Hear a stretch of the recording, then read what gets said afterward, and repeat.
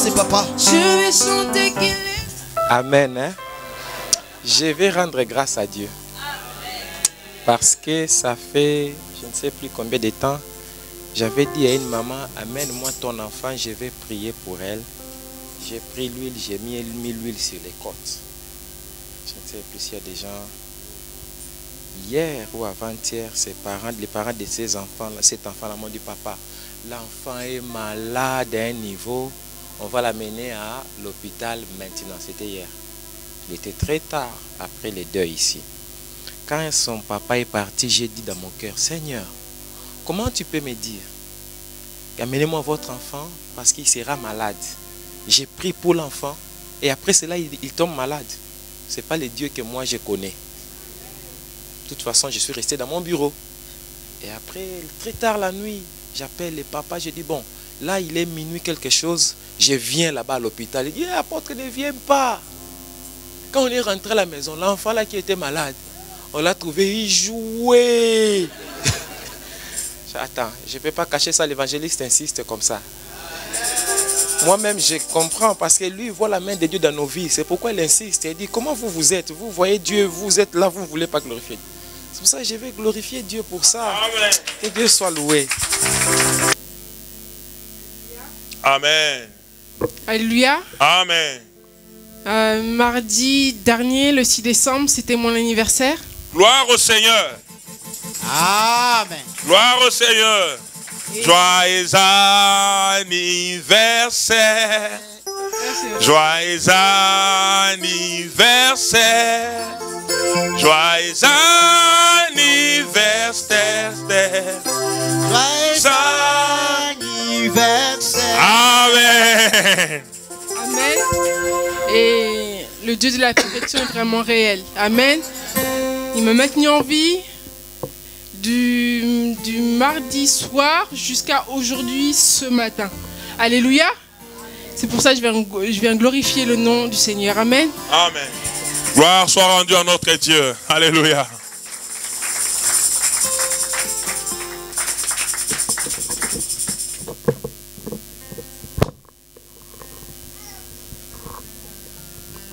Amen. Amen. J'ai déjà témoigné pour mon mari que Dieu lui a guéri. Alors, mardi, je suis allée le voir. Vraiment, je lui ai trouvé...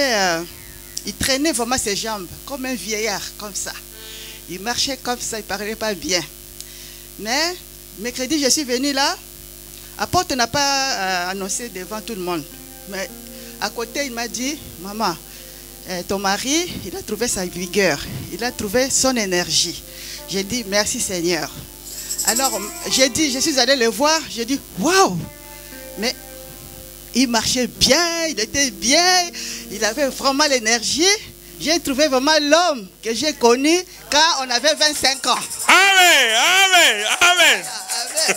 Donc là, il m'a dit, c'est bon, hein, je suis bien, hein, je suis bien. J'ai dit, je vais rentrer à la maison. Moi, j'ai dit, oh, doucement, doucement. Alors, je vais vraiment glorifier le Seigneur. Moi, je ne peux pas m'étonner pour apôtre. Je ne peux pas dire que apôtre, vraiment, c'est un homme de Dieu. Non, je le connais. Je sais déjà que lui, quand il parle, hein, il parle. Quand il dit des choses de la part de Dieu. Amen. Gloire soit rendue à notre Dieu. Alléluia.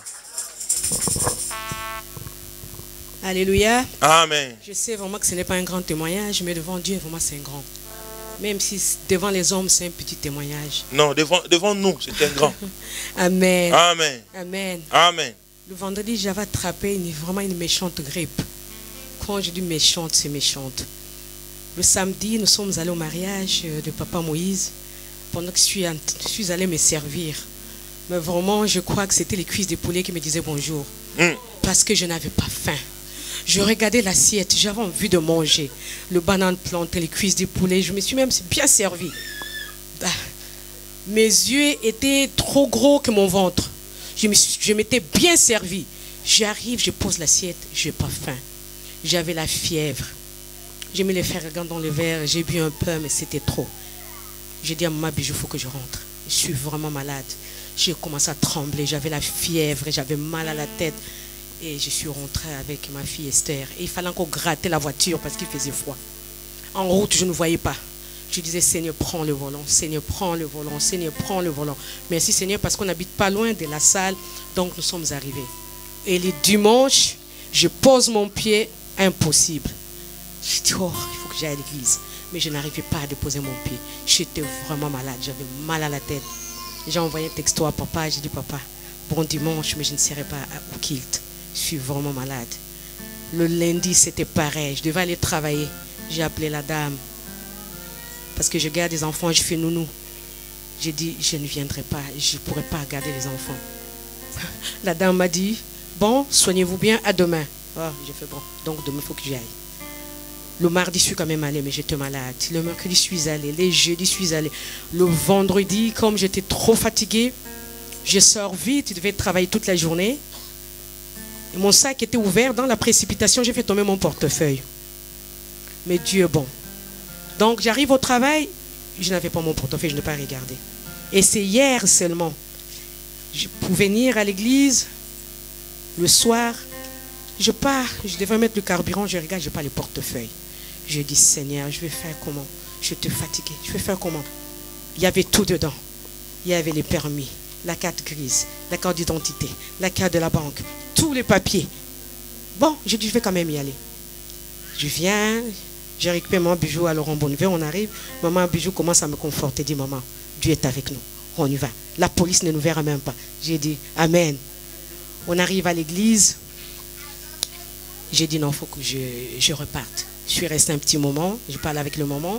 Je me suis dit, je dois partir parce que si j'ai perdu le portefeuille, je dois aller à la gendarmerie pour faire une déposition de perte de pièces. Et puis il faut que j'appelle la banque pour la carte. Bon, je rentre. Pendant que je rentrais, il y avait le brouillard. Je ne voyais pas. Et j'étais fatiguée aussi. Je disais encore, Seigneur, prends le volant, prends le volant, prends le volant. J'arrive devant la gendarmerie. Je voudrais m'arrêter. Il y a une voix qui me dit, rentre d'abord à la maison. J'arrive à la maison finalement, en sautant avec précipitation, mon portefeuille était tombé dans la maison. C'est dans la maison que j'ai fait tomber mon portefeuille, parce que mon sac était ouvert. Ah, je me suis mise à genoux. J'ai dit, Seigneur, tu es bon, tu es vraiment fidèle. Et si c'était en cours de route, et si c'était au travail, et si c'était je ne sais pas où. Donc Dieu vraiment est bon. Et ce matin, je me réveille, j'avais des fortes nausées. J'avais des nausées, j'avais des vertiges. J'ai fait non, Satan, toi, tu ne mourras pas aujourd'hui. Il faut que j'aille au culte. Je dis, quoi qu'il arrive, je dois aller au culte. J'appelle maman Bijou, je dis, maman Bijou, j'ai des nausées. J'ai des nausées, j'ai envie vraiment de vomir. J'ai dit, je préfère aller vomir à l'église, il faut que j'aille. Aujourd'hui là, Satan, tu es un menteur, je dois aller. J'avais des nausées, de fortes nausées, de vertiges. Et j'ai commencé encore à dire, Seigneur, prends le volant, prends le volant, prends le volant, prends le volant. C'était venu ma chanson. Et je suis arrivé et pendant l'adoration, les nausées ont disparu. Amen. Le vertige ont disparu. Amen. Vraiment, notre Dieu est bon. Amen. Mes bien-aimés, nous sommes vraiment dans une église où, moi, je dis toujours, pendant l'adoration, il ne faut pas que nous soyons distraits. Il faut que nous soyons vraiment connectés. Parce que Dieu est là. Yes. Les anges sont là. Amen. Les anges des guérisons sont là. Et merci Seigneur, parce que je me sens vraiment en forme. Amen. Amen. Dieu est bon. Gloire soit rendue à notre Dieu. Alléluia. Je vous salue au nom de Jésus. Amen. En fait, j'ai ma tante, en fait, c'est la petite soeur de ma mère qui m'a fait venir en France. Et on a eu des histoires. En fait, la fois passée, il y a le pasteur qui a parlé de ça ici. Et franchement, ça fait 2 ans, presque 3 ans qu'on ne se parle pas.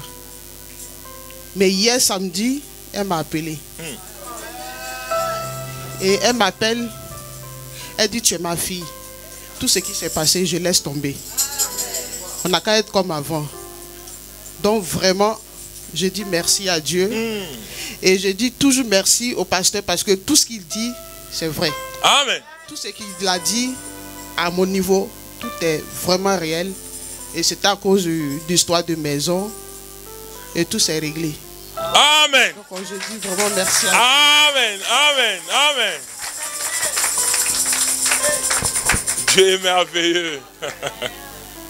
Amen. Alléluia. Amen. Moi, je vais rendre grâce à Dieu pour mon fils Gloveni. Amen. Je croyais que sa maman allait s'élever, mais malheureusement. Voilà. Parce que...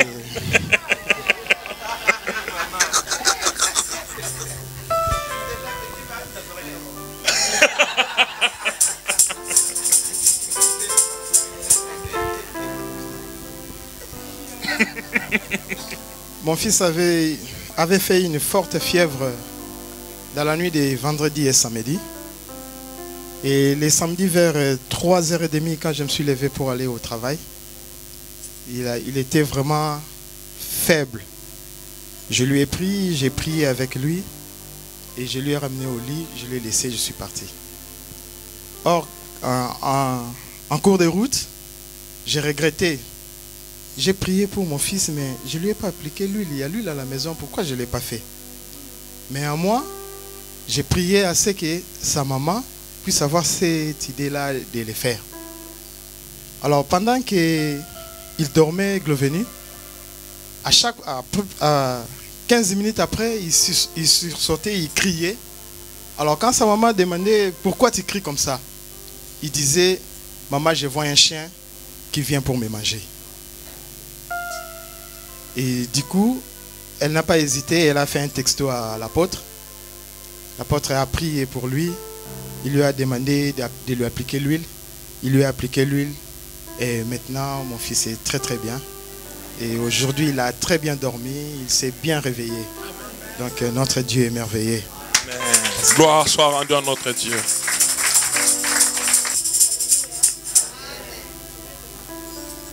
Il n'y a pas de problème, maman. Avantage. En venant de l'Afrique, je suis arrivé en Europe, en France, et j'étais à Paris et je suis arrivé à Lyon.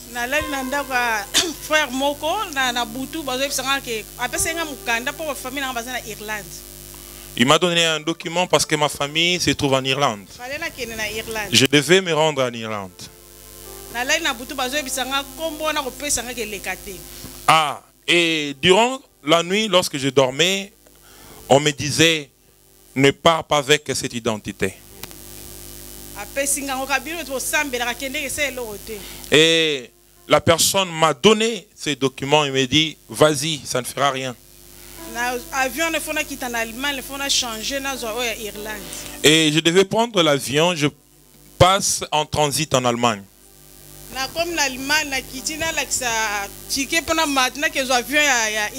En faisant maintenant le transit,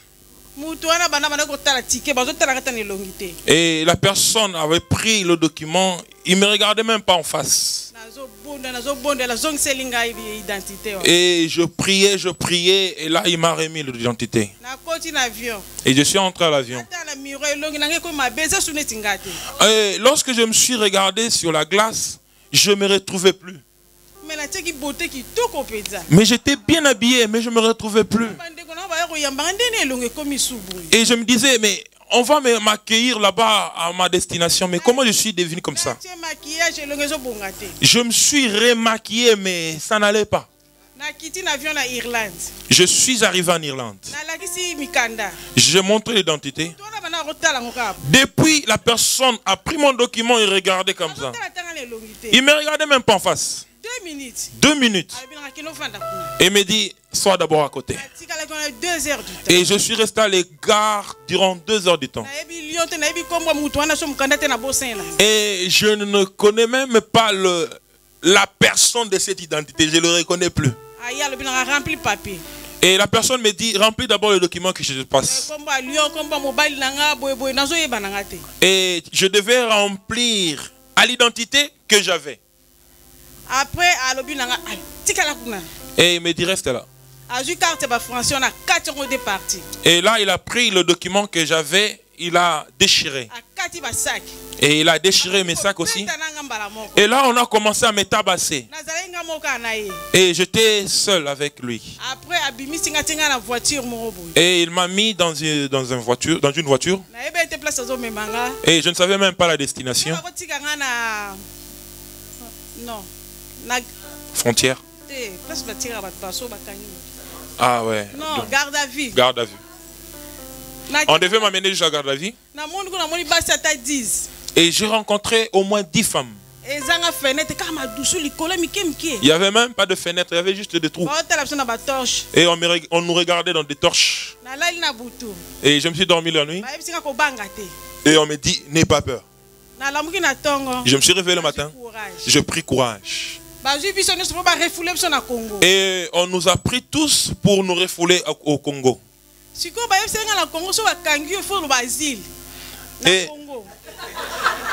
Et on me dit, si tu arrives au Congo, tu demandes l'asile. Ah, on m'avait dit, si on te prend... Ah, d'accord, j'ai compris. Donc, on m'avait informé de l'Afrique. Si la police te prend arrivé en Europe, tu demandes directement l'asile. Et on a pris tout le monde pour le refouler. Moi, j'ai dit, je ne rentre pas, je ne rentre pas. Je demande l'asile. Je demande l'asile. Ces mots-là, je ne l'avais plus. Directement, je le repris. Et on m'a dit, mettez-le à côté. Et j'étais seul au côté. Et on a ramené tout le monde. Et on me demande, mais comment tu demandes l'asile? Tu as l'identité française. Et là, on me forçait vraiment, j'ai tiré mes habits. Et je dis, moi je rentre plus, je fuis la guerre. J'avais des chenilles et là, j'ai commencé à le manger. Et là, il y avait une hôtesse. Et là, il parlait seulement anglais. Donc, il n'y a personne qui savait français, donc on ne s'entendait pas. Et le seul mot qui m'a sauvé, c'était l'asile. Et l'hôtesse parlait français.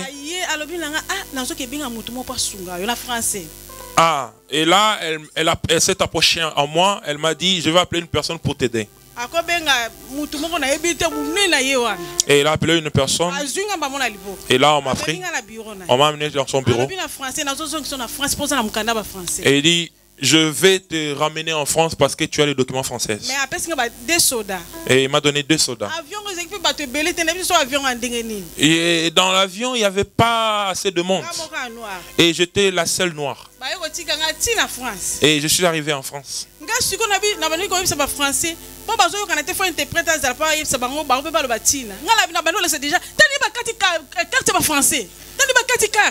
Et là maintenant directement, comme la personne parlait français, je me suis présenté directement pour dire, regardez comment faire. Et là maintenant les Français se sont énervés, on a renvoyé le policier irlandais. Et on me demande, pourquoi tu n'es pas resté ici? Tu étais parti faire quoi là-bas? Ah, il dit que j'avais personne, j'avais même pas d'adresse. Et on m'a demandé de rester en France. Et on m'a fait le document pour demander l'asile. Et on m'a donné le ticket pour aller chercher un foyer. Et je connaissais une personne, je l'ai appelé, il m'a dit de venir pour prendre place. Et arrivé là-bas, depuis 20h, il n'y avait personne. 3h du matin. Jusqu'à 3h du matin. Et il faisait très froid. Et c'était à Valmy. Et je passais la nuit à l'extérieur avec le froid.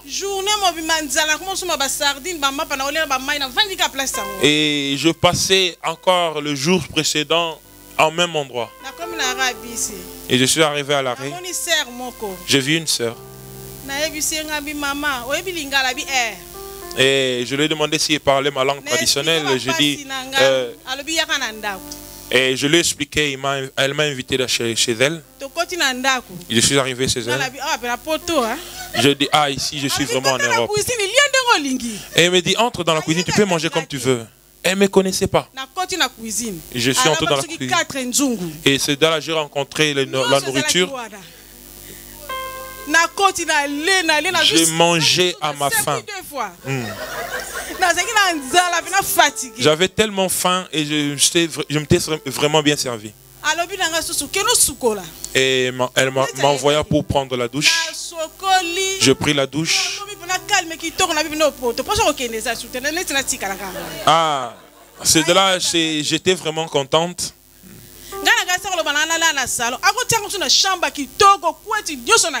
Et je pensais qu'elle allait me dire de dormir au salon, mais elle m'a invité dans sa chambre, dans une chambre.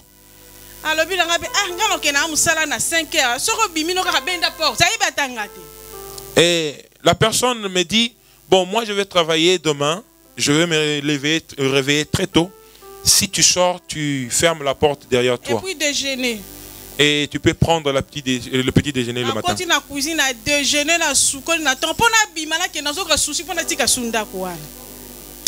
Je m'étais servi, c'était l'heure, je devais partir, mais je me disais, ah, mais comment je vais partir? Et si je pars, je serai encore à l'extérieur. Ah, c'est là que j'ai rencontré une maman. Ah, c'est cette maman qui m'a encore invité de rester encore. Ah, c'est une maman qui ne me connaissait pas. C'est vraiment, c'est elle qui m'a accueilli. Merci beaucoup. Amen. Amen. Hein? Amen. Oui, je veux glorifier mon Seigneur. Il est tellement merveilleux, le Dieu que je chante, le Dieu que je sers fidèlement. Il est tellement bon. Je ne voulais pas témoigner aujourd'hui parce que j'aimerais avoir une action de grâce très importante. Parce que je ne peux pas témoigner comme ça sans action de grâce. Je ne peux pas. Je ne suis pas enseigné comme ça. Donc, mon témoignage, je vais le parler quand même. Mon action de grâce, je ramène le dimanche prochain. Amen. Je sais que Dieu va me faire grâce. Là, tu l'as dit devant l'église, mon frère. Donc, dimanche prochain. Donc, oui, dimanche. Si je ne suis pas là, dimanche d'après. Mais non. Je fais partie de l'église. Amen. Donc, toutefois, je ramènerai mon action de grâce. Parce que Dieu est fidèle, donc il a besoin que nous soyons aussi fidèles comme lui. Il y a cela un peu de temps, j'étais dans une autre école, je travaillais pour avoir mon permis de conduire. Après, Dieu m'a fait grâce, je ne voulais pas payer. J'ai demandé à des gens, ils m'ont accordé comme quoi ils vont financer mon permis de conduire. Après, papa, je fais l'école première fois, je n'ai pas eu. Je suis allé deuxième fois. Ma femme m'a dit bien, non, chérie, il faut y aller, parce que c'est encore fraîche dans ta tête. Paf, je suis allé, j'ai eu mon code avec 38/40. Papa, conduite après, parce que je conduisais déjà. Je suis allé, quand je suis arrivé pour faire l'examen, la première fois, on a eu la date. Après, ma femme, elle dormait. Elle m'a dit, chérie, tu ne passeras pas cet examen. Parce que Dieu m'a dit, tu ne passeras pas cet examen. Effectivement, quand je suis allé à l'école, on m'a dit, non, bienvenue, c'est bon, tu ne passeras pas l'examen. Donc, on a poussé ça une semaine encore. Je suis allé là-bas, une semaine après. C'était prévu pour passer ça à Saint-Priest. Mais dans mon cœur, j'avais besoin que ça se passe à Vénissieux. Mais je n'ai pas eu le courage de dire à mon directeur que je veux que ça se passe à Vénissieux.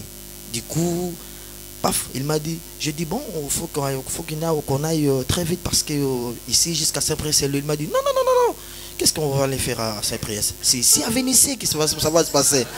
J'ai dit, oh gloire à Dieu, ce sont des bons signes. Et nous sommes arrivés là-bas devant l'inspecteur, il m'a demandé mon prénom. Je lui ai dit, je m'appelle Bienvenue. Il a dit, waouh, tu t'appelles Bienvenue? Oh, quel joli prénom. Il m'a dit, ça va bien se passer, t'inquiète pas, sois tranquille, je te dis, ça va bien se passer. Sois bienvenu. Je me suis dit, bon, ça va, comme il a dit ça, c'est que, voilà, il va me donner le permis. Et j'ai pris le volant, comme on sait déjà conduire, papa, on a fait quelques trajets, il m'a dit, sois volontaire, sois à l'aise. Sois à l'aise. Nous sommes arrivés, il m'a dit, tu fais les créneaux. Il m'a donné la place pour faire les créneaux, une grande place pour faire les créneaux. Je lui ai dit, nako sembola, comme on dit à Lingala. Nako sembola les créneaux. Donc, je veux bien le faire. Parce qu'il y a un grand espace. Je fais mon créneau, il m'a posé des questions seulement. Il m'a dit, bon, on va rentrer. Je suis rentré. Et puis à la fin, Mon directeur m'a dit bienvenue. T'inquiète pas, hein, c'est bon. Hein. Et puis voilà, une chose étonnante. Normalement, le papier pour conduire, on devait le voir 24 heures après, 48 heures après, je crois. Mais moi, je l'ai reçu 1 mois après. Il y avait une erreur qui s'est passée, je ne sais pas, des zigzags, des va-et-vient, mais en fin de compte, le jeudi, je suis allé voir l'apôtre, on a discuté, on a prié à la maison. Je me suis dit, bon, on a déjà prié, maintenant ça demande du courage. Je suis allé à l'école, je mets la pression. On est parti à Saint-Priest, c'est au centre de l'examen. Après, ils m'ont remis le papier comme quoi je peux conduire avec pendant 2-3 mois. Après, j'aurai mon... Après, ils ont cherché dans l'ordinateur, ils n'ont pas trouvé mon nom. Donc, tout ce qui était à moi n'apparaît pas dans leur fichier. Mais j'avais fait l'examen. C'était très bizarre. Mais après, nous étions devant une dame, moi et ma femme, on a dit, ici dans cette salle, il y a des failles qui sortent. Ça sort dans la bouche de ma femme et ça sort en moi. On va lancer les failles en ces liens. On a mis faille. On va sortir avec cette papier aujourd'hui. Faille. La dame, elle n'a pas supporté le faille. Elle a fait de son mieux. Elle a trouvé le fichier et elle nous a remis le papier. Directement, j'ai appelé mon apôtre et on a glorifié le Seigneur. Amen. Donc, j'ai mon permis de conduire. Je peux vous ramener partout où vous voulez. Donc, Amen. Amen. Que Dieu soit loué.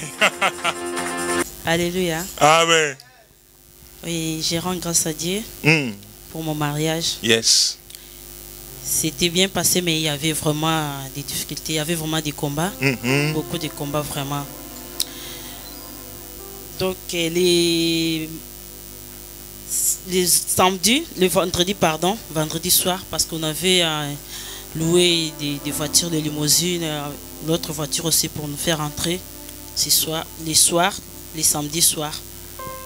Le vendredi, là, la personne nous appelle, ils ont dit que non, et les limousines, les vitres étaient tout cassées, tous les voitures étaient tout cassées, il y a des vitres qui étaient cassées. Moi, j'ai dit...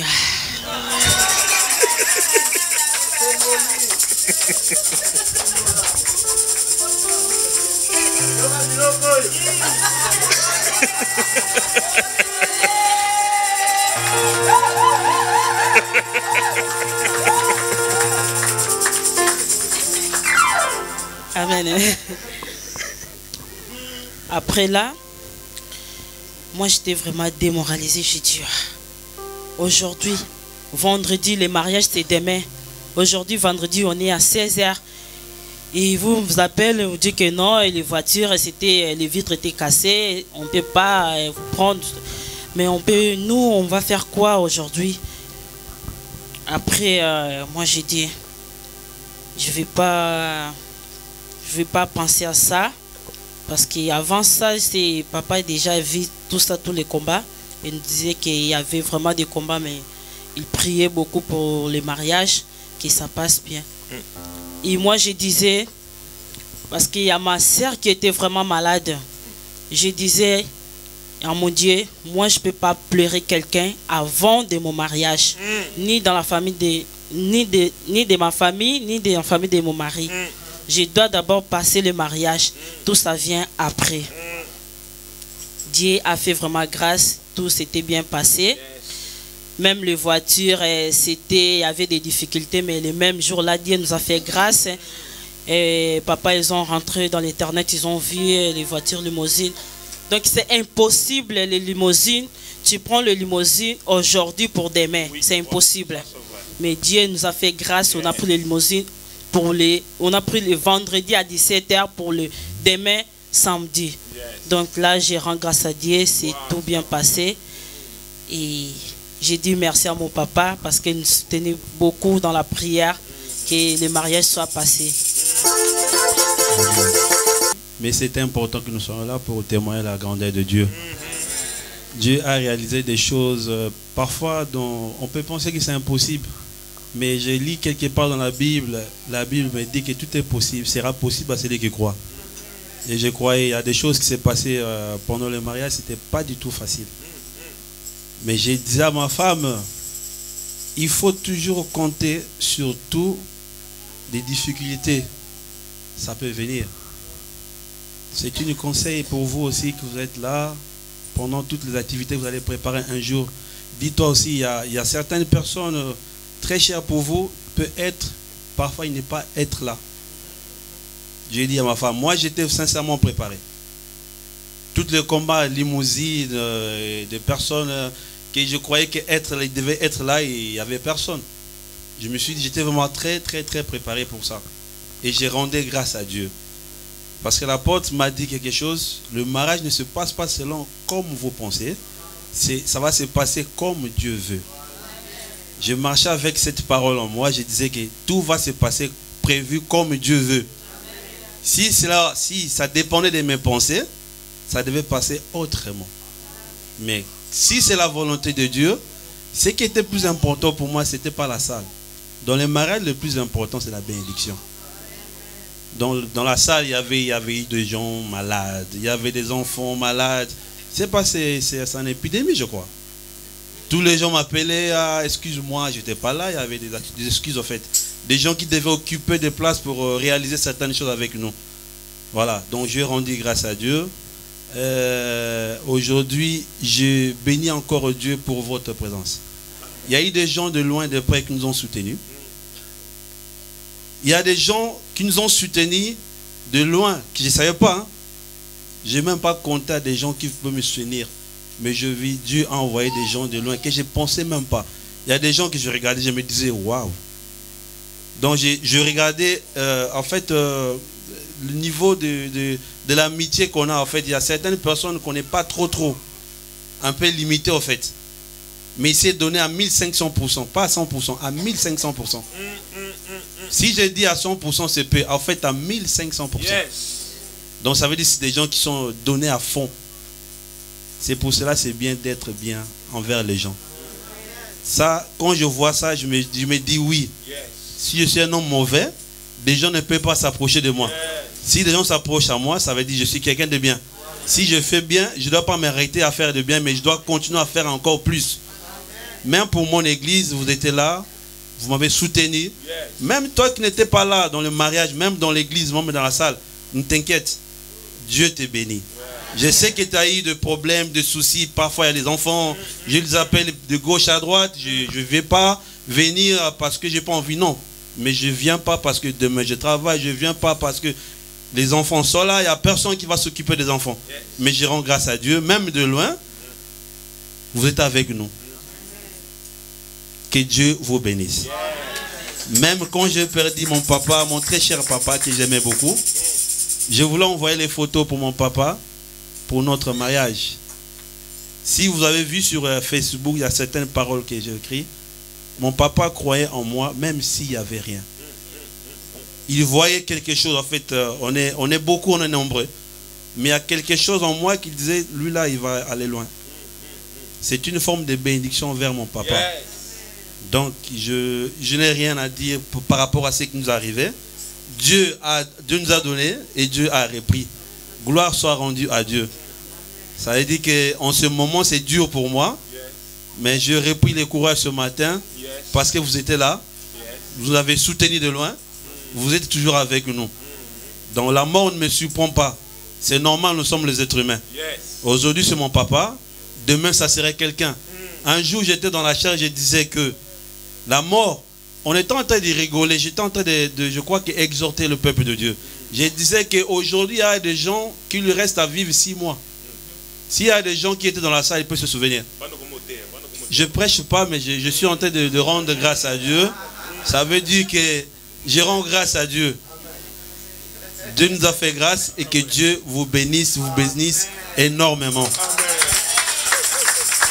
Yes. C'était samedi, j'étais au travail, je finis à 20h avec mon papa José.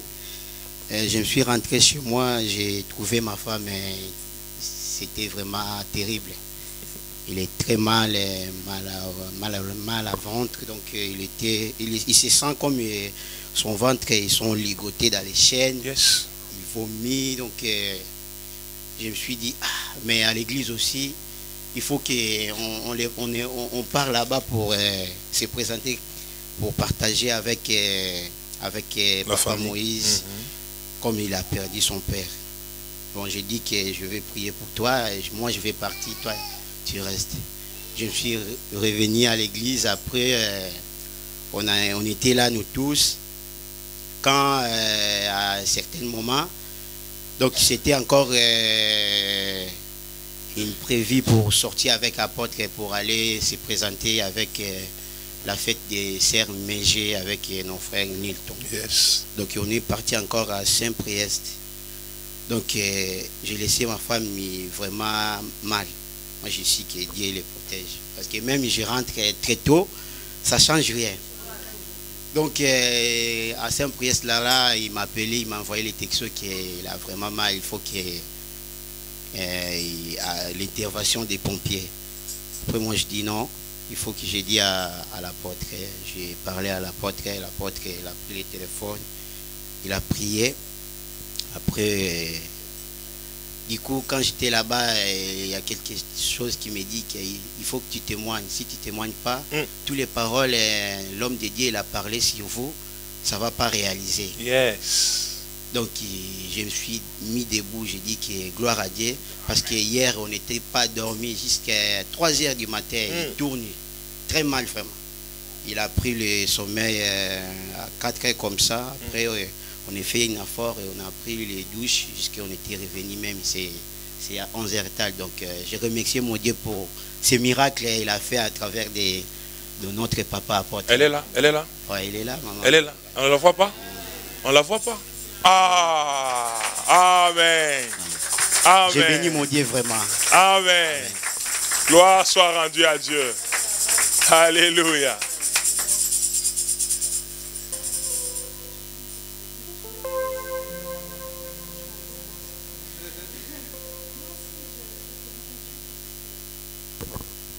Parce qu'en fait, c'est vraiment une grâce d'être enceinte. On s'en rend pas compte. Amen. Amen. On a souvent cette théorie de Ève quand il sort du jardin d'Éden que Dieu lui dit tu vas souffrir dans les douleurs de l'accouchement. Mais en fait, non, c'est juste une bénédiction et je remercie Dieu parce qu'aujourd'hui, je m'en rends compte et c'était pas comme ça au début. En fait, je suis enceinte depuis juin. Et j'ai eu mes périodes juin, juillet et je l'ai appris juste en août. Et du coup, quand je l'ai appris, il me restait, j'ai pensé tout de suite à l'avortement, que Dieu me pardonne. Il me restait 2 semaines en fait avant d'arriver à terme. Le temps de prendre rendez-vous avec le médecin, de faire un premier rendez-vous et de faire l'acte en lui-même, c'était complètement impossible. Et la seule façon dont je pouvais le faire, en fait, c'était d'aller dans une autre ville. Enfin, c'était à 2 heures de Lyon et puis j'avais pas de voiture, c'était vraiment compliqué. Et du coup, moi, j'avais fait mon test lundi. Vendredi, j'avais pris déjà rendez-vous. Et puis, il y a mercredi, il y a mon pasteur Sandras, chez qui je prie. Il m'appelle, il était en Angola. Il m'appelle, il me dit, Keren, je suis avec un prophète ici. Il t'a vu dans des images de prédication et il m'a dit de te dire de ne pas enlever cet enfant. J'étais choquée parce que personne ne savait déjà que j'étais enceinte et lui-même il me dit ça m'a choquée parce que je m'en doutais, enfin je ne l'ai pas cru parce qu'en te quittant en juin je savais que tu n'étais pas enceinte, etc. Et puis moi je lui dis non pasteur en fait c'est vrai. Et malgré cet appel-là, en fait, j'avais pas changé mes idées. Et le vendredi, je comptais quand même aller à mon rendez-vous.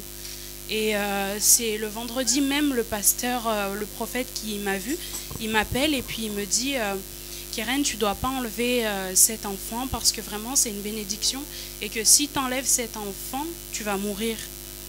Et du coup, je me suis dit, ça m'a vraiment fait mal. Mais en même temps, j'étais toujours pas décidée à le garder en fait. Et puis c'est 2 personnes qui ont rêvé de moi. Ils m'ont dit non, Keren, j'ai rêvé, tu étais dans un parc, il y a plein d'enfants qui te lançaient des pierres. Et puis plein d'autres rêves comme ça. Et puis finalement, je me suis dit, faut pas que je meure, il faut que je garde cet enfant et il faut qu'il reste là. Et puis voilà. Puis ensuite, j'ai continué à poursuivre ma grossesse.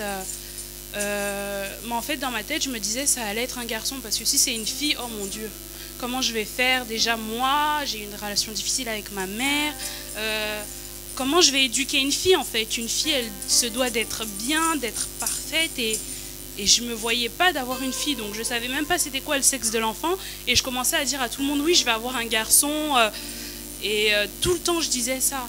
Et du coup, le jour où on est parti faire l'échographie, on m'a dit que c'était une fille. J'ai commencé à pleurer comme si quelqu'un était mort, vraiment. Ça m'avait touchée. Je parlais plus de l'enfant. J'ai fait une semaine, je ne mangeais plus.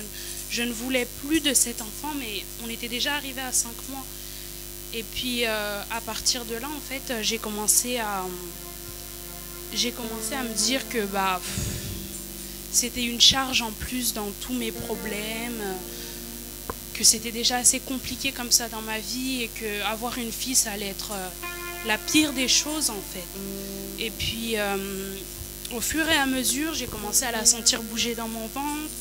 Il est commencé à m'arriver plein de choses de bien. J'ai commencé à avoir droit à des aides que j'avais même pas le droit. J'ai eu un logement de 30 mètres carrés que je ne paye même pas. Et puis, en fait, tout a commencé à sourire dans ma vie. Et je me dis qu'en fait, quand Dieu il donne la vision, il donne aussi la provision avec. Et à chaque fois je prie, je dis la même chose. Je dis, Dieu t'a donné la vision, donne-moi la provision. Tu voulais pas que je l'enlève, donne-moi de quoi lui nourrir. Et c'est ce qui se passe tous les jours. Il y a des fois je fais même pas les courses, il y a quelqu'un qui arrive, oh tiens, je t'ai fait les courses. Et c'est tout le temps comme ça. C'est pour ça que je voulais remercier Dieu, parce qu'aujourd'hui je me rends compte que c'est vraiment une bénédiction que j'ai dans mon ventre. Je parle avec eux et souvent c'est pas facile au téléphone. Je rends souvent compte à l'homme de Dieu. Et un jour, je parlais avec le garçon qui a 7 ans et demi.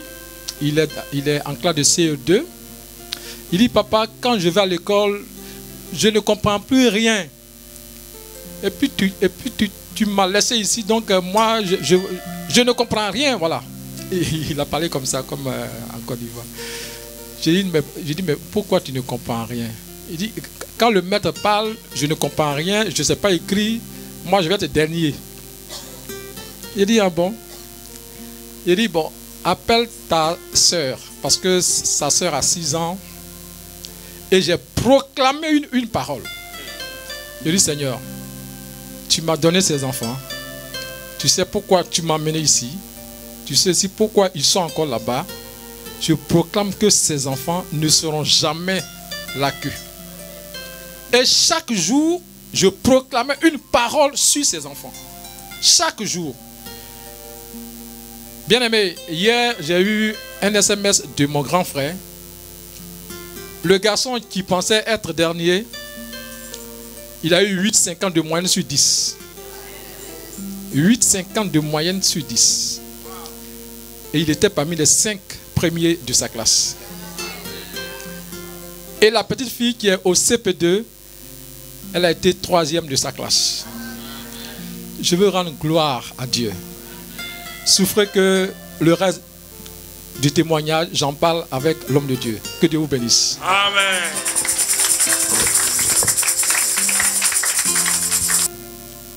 Dieu est merveilleux. Amen. Ma fille. Alléluia. Avant-hier, on a passé une nuit vraiment terrible. Souvent, j'ai l'habitude, lorsqu'elle est sur son lit, elle pleure un peu comme ça, je la prends, je la mets dans notre lit. Et vous savez, les mamans sont compliquées. À deux fois, ils pensent que c'est une séparation comme ça, elle ne peut pas toucher. Elle disait non, qu'elle soit à côté. Non. Et c'était comme ça. Et par après, il y avait eu une ultimatum. Oh non, si elle pleure, tu le laisses là. Je ne veux plus le voir sur notre lit. Et c'est passé comme ça, j'ai dit, bon, il faut obéir, j'obéis. Et par après, avant-hier, l'enfant a commencé à pleurer, comme d'habitude.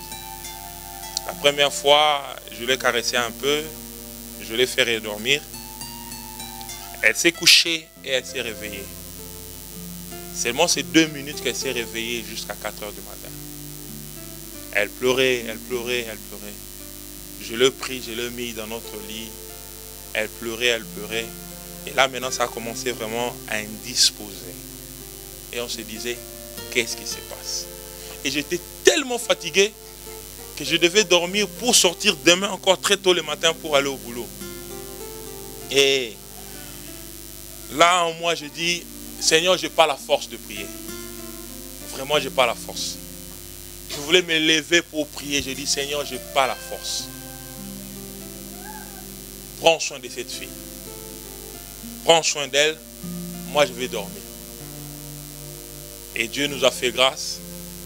À partir de 4h, 4h30, elle a pris sommeil. Elle s'est endormie. Et on s'est réveillé le matin avec la même histoire.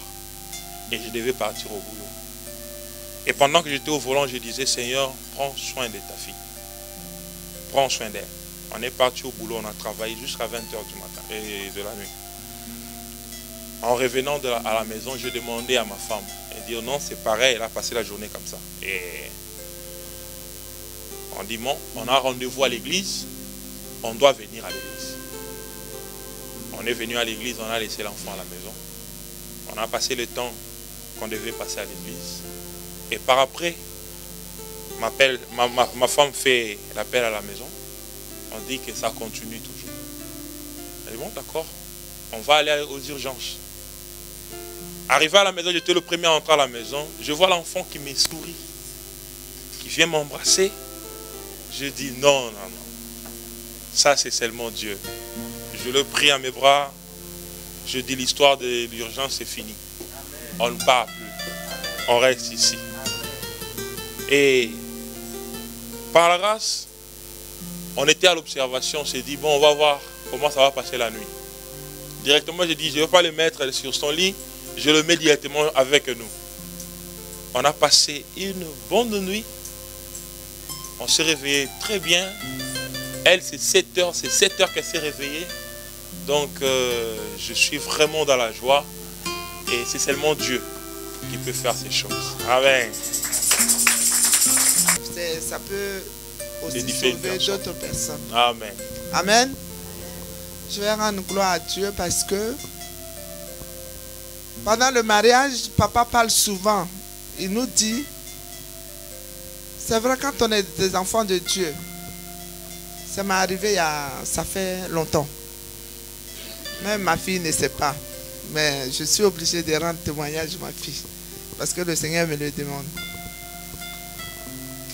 Pour avertir les femmes seules et les jeunes filles.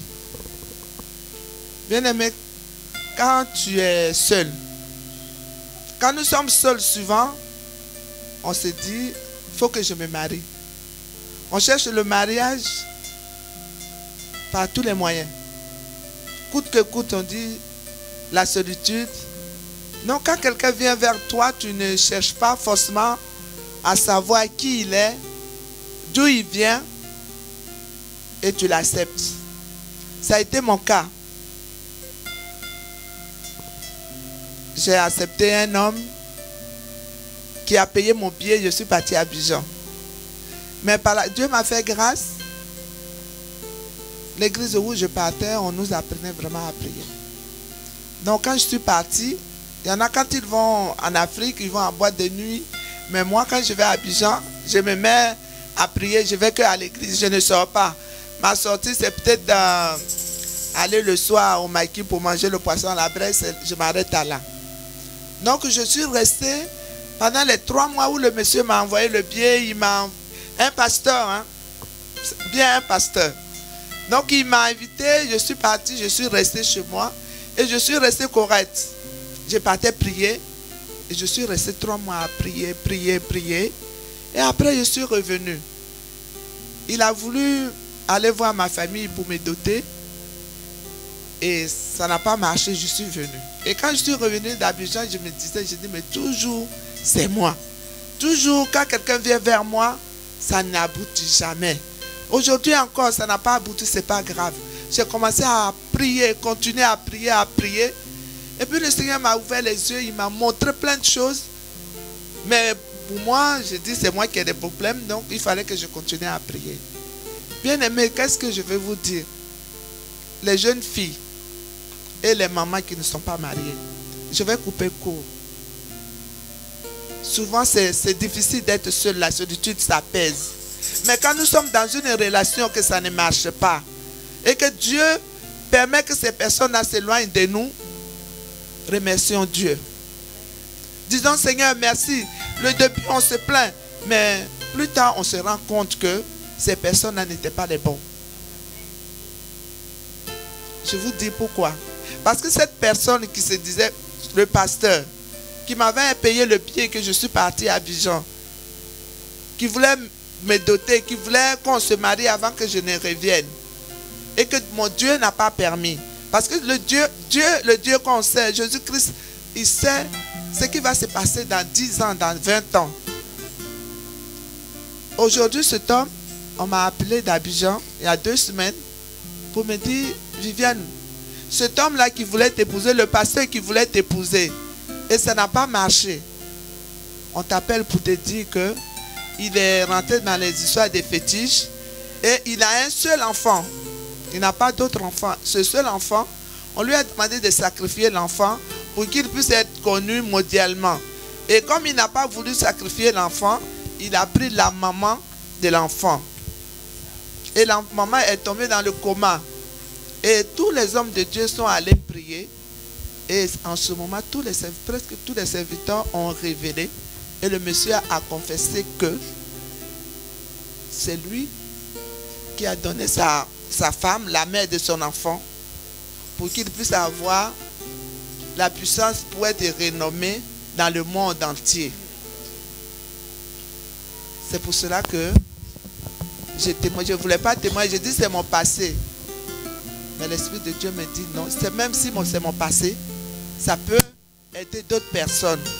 Donc si nous sommes dans une relation que ça ne marche pas, rendons gloire à Dieu.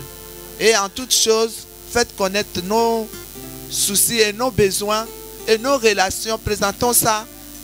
Maintenant, nous avons un serviteur de Dieu. Venons en parler à l'homme de Dieu avant d'aller plus loin. Parce que les hommes, on ne sait pas d'où ils viennent. On ne sait pas quel pacte ils ont fait avec le diable. Et nous-mêmes, ça nous bloque. Mais je rends gloire à Dieu parce que je ne suis même pas allé nulle part avec lui. J'étais resté dans la prière. Aujourd'hui, ça m'a protégé. Et je voulais rendre gloire à Dieu. Amen.